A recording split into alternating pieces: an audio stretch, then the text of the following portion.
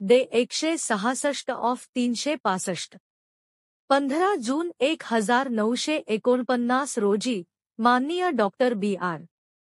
आंबेडकर यांनी भारतीय राज्यघटनेच्या कलम 203, 270, 2711, 289, 272, 273, 274, 1 आणि 274 ए मध्ये दुरुस्ती सुचवल्या. त्यांनी भारत सरकार अधिनियम 1935 अंतर्गत मालमत्ता, दायित्वे आणि अधिकारांचे हस्तांतरण यावर भर दिला.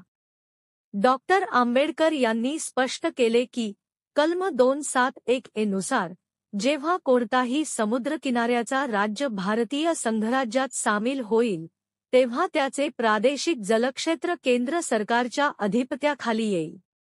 त्याचबरोबर त्यांनी निवडणूक आयोग आणि निवडणूक आयुक्तांची रचना, कार्ये आणि जबाबदाऱ्यांवरही तपशीलवार माहिती दिली. अशा अधिक कंटेंटसाठी कृपया लाईक, फॉलो आणि शेअर करा.